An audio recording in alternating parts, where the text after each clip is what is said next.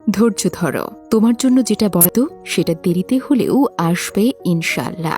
যে তোমার খুশির জন্য নিজের খুশি ভুলে যায়, তার থেকে বেশি ভালো কেউ আর বাসতে পারে না। অপমানের জবাব সবসময় চড় মেরে বা কথার মাধ্যমে দেওয়া যায় না। মাঝে মাঝে অপমানের যোগ্য জবাব কাজের মাধ্যমেও দিতে হয়। সময় যখন খারাপ যায় তখন অনেক কিছু শুনতে আর সহ্য করতে হয়। কষ্ট দেওয়া মানুষগুলো এমনই যে বিষ দিয়ে বলবে খেতে হবে, আর বিষ দেওয়ার পর বলবে তোমাকে বাঁচতেই হবে। সম্মানের ভয় কখনো এক হতে পারে না। মানুষের অন্তরে সম্মানের স্থান করে নেওয়া উচিত। ভয় তো মানুষ কুকুরকেও পায়। জীবন অনেকটা হেডফোনের মতো, এটার তারে প্যাঁচ লাগবে। ধৈর্য ধরে খুলে ব্যবহার করতে পারলেই জীবন সহজ। শিশুদেরকে ধনী হতে শেখাবেন না, তাদেরকে সুখী হতে শেখান। তাহলে সে বড় হয়ে কোনো জিনিসের মূল্য না খুঁজে মূল্যায়ন করতে শিখবে। তোমাকে ভাঙতে যাওয়া মানুষের সংখ্যা কখনো কমবে না, তুমি বরং নিজেকে গড়তে শেখো।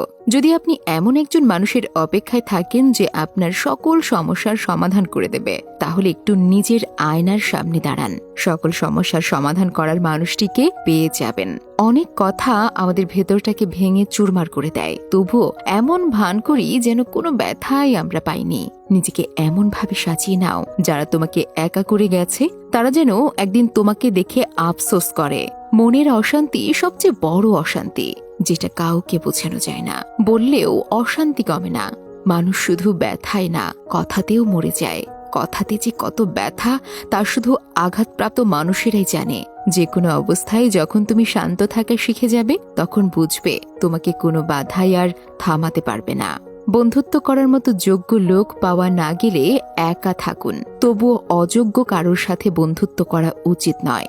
ভালো হয়ে থাকাটা কঠিন কিছু না, কিন্তু অনেক খারাপের মাঝে ভালো হয়ে থাকাটা অনেক কঠিন।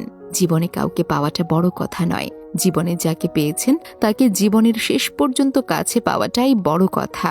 যে আঘাত দেয় সে ঠিক ভুলে যায়, কিন্তু যে আঘাত পায় সে শত চেষ্টা করেও ভুলতে পারে না।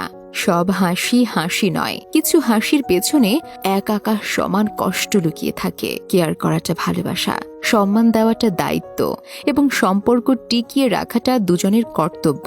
নিজেকে এখন দেওয়াল করে মনে হয় প্রয়োজন ছাড়া কেউ ফিরেও তাকায় না। প্রবাসে থাকা স্বামী, সন্তান অথবা স্বজনকে কোনো প্রকার টেনশন দেওয়া থেকে বিরত থাকুন। প্রবাসে হঠাৎ মৃত্যুর অন্যতম কারণ হলো পারিবারিক টেনশন। এক অক্ষরের শ্রেষ্ঠ শব্দ হলো মা, 2 অক্ষরের শ্রেষ্ঠ শব্দ হলো বাবা, 3 অক্ষরের শ্রেষ্ঠ শব্দ হলো বিবেক, 4 অক্ষরের সবচেয়ে শ্রেষ্ঠ শব্দ হলো ভালোবাসা। ছোটবেলায় সব থেকে বেশিরভাগ যে প্রশ্নের উত্তর দিতে হতো, বড় হয়ে কি হতে চাও? কখনো বলতাম ডাক্তার, আবার মনে মনে শিক্ষক হয়ে শিক্ষকের ছেলেকে পেটানোর স্বপ্নও দেখতাম আমি। আবার কখনো বাবার মতো বড় হতে চাইতাম, যা দেখতাম তাই ভাবতাম। আর এখন কেউ জিজ্ঞেস করলে উত্তর এমন হয়, আবার ছোট হতে চাই। সুন্দর মানুষকে খুঁজতে গিয়ে তুমি তোমার সুন্দর জীবনটাকে নষ্ট করো না, কারণ পৃথিবীতে সুন্দর মানুষের অভাব নেই, কিন্তু সুন্দর মন মানসিকতার মানুষের বড্ড অভাব। সীমাহীন ভালোবাসা থাকা সত্ত্বেও কিছু কিছু সম্পর্ক সামান্য ভুল বোঝাবুঝির কারণে নষ্ট হয়ে যায়। পৃথিবীতে মানুষ সবকিছুই খুঁজে পায়, শুধু নিজের ভুল ছাড়া। সবার ভালোবাসা সময়ের সাথে সাথে কমে গেলেও বাবা মায়ের ভালোবাসা সব সময় একই থাকে। ভুলে যাওয়া আর ভুলে থাকা, দুটার মধ্যে বিরাট পার্থক্য আছে।